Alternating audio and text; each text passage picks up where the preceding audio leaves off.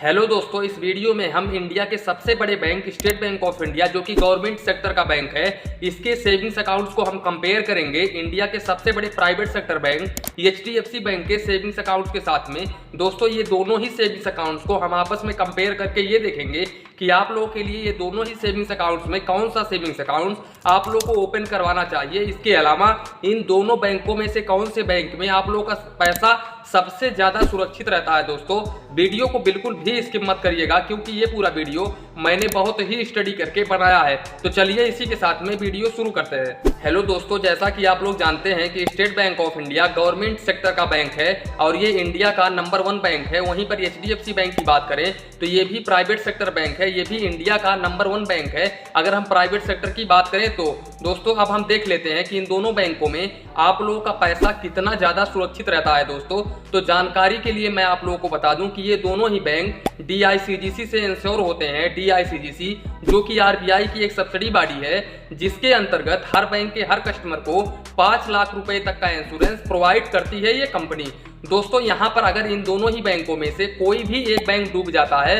तो ऐसे केसेस में आप लोगों का पैसा जो है वो 5 लाख रुपए तक मिल जाएगा। उसके ऊपर हम गारंटी नहीं दे सकते हैं। दोस्तों, जानकारी के लिए मैं आप लोगों को बता दूं कि ये दोनों ही बैंक डूब ही नहीं सकते हैं। ये मान के चलो अगर लाइफ में ये दोनों बैंक डूब जाते हैं तो इंडिया का पूरा अर्थव्यवस्था चौपट हो जाएगा। अब दोस्तों चलते हैं हम इन दोनों ही बैंकों के रेट ऑफ इंटरेस्ट के ऊपर। दोस्तों, अगर आप एचडीएफसी बैंक में अपना एक सेविंग्स अकाउंट ओपन करवाते हैं तो यहाँ पर एचडीएफसी बैंक आप लोगों को 3% पर एनम का रेट ऑफ इंटरेस्ट ऑफर करता है। वहीं पर स्टेट बैंक ऑफ इंडिया की बात करें तो अगर आप स्टेट बैंक ऑफ इंडिया में अपना एक सेविंग्स अकाउंट ओपन करवाते हैं तो यहाँ पर स्टेट बैंक ऑफ इंडिया आप लोगों को 2.70% पर एनम का रेट ऑफ इंटरेस्ट ऑफर करता है। वहीं पर दोस्तों अगर हम फिक्स डिपॉजिट की बात करें तो यहाँ पर अगर आप एचडीएफसी बैंक में 1 ईयर का फिक्स डिपॉजिट ओपन करवाते हैं तो आपको 6.60% पर एनम का rate of interest HDFC bank offer करता है। वहीं पर अगर हम स्टेट बैंक ऑफ इंडिया की बात करें तो यहाँ पर आप लोगों को 6.80% पर एनम का रेट ऑफ इंटरेस्ट ऑफर किया जाता है। हाँ, ये अलग बात है कि जब दोनों ही बैंकों में कोई स्कीम चलता है तो ऐसे केसेस में आप लोगों को रेट ऑफ इंटरेस्ट बढ़ा के दिया जाता है। और इसके अलावा दोस्तों इन दोनों ही बैंकों के रेट ऑफ इंटरेस्ट जो हैं वो कम ज्यादा होते रहते हैं, तो यहाँ पर हम कुछ कह नहीं सकते, लेकिन फिलहाल में इतना रेट ऑफ इंटरेस्ट चल रहा है। अब चलते हैं दोस्तों इन दोनों ही बैंकों के एवरेज मंथली बैलेंस की तरफ, जिसे हम मिनिमम बैलेंस बोलते हैं। दोस्तों, तो यहाँ पर एचडीएफसी बैंक में अगर आप रूरल में अपना अकाउंट ओपन करवाते हैं तो आप लोगों को 2500 रुपए मेंटेन करना होता है और सेमी अर्बन में 5000 रुपए मेंटेन करना होता है।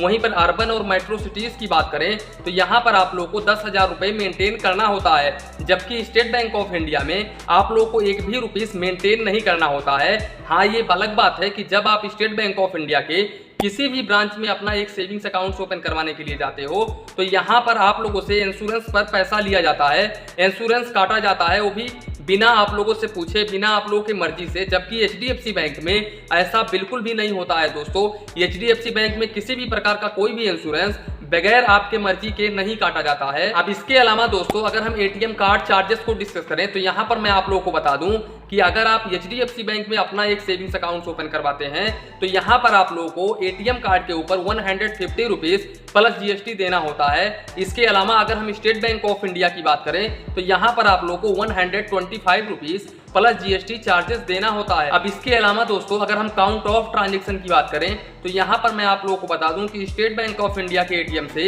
आप 5 बार पैसे निकाल सकते हैं अगर आप अपने सेविंग्स अकाउंट में 25,000 तक मेंटेन करते हैं तब। यहाँ पर स्टेट बैंक ऑफ इंडिया के एटीएम से यहाँ पर 5 बार पैसे निकाल सकते हैं इनके ओन एटीएम से।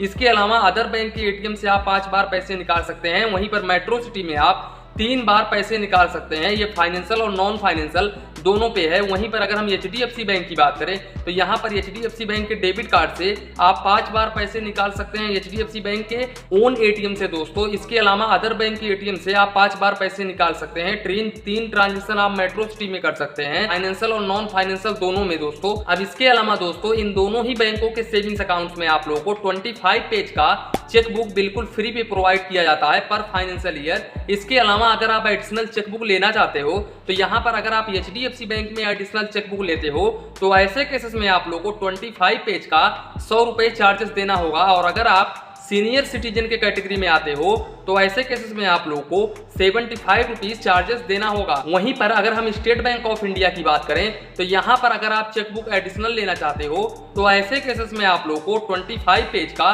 75 रुपीज चार्जेस देना होगा।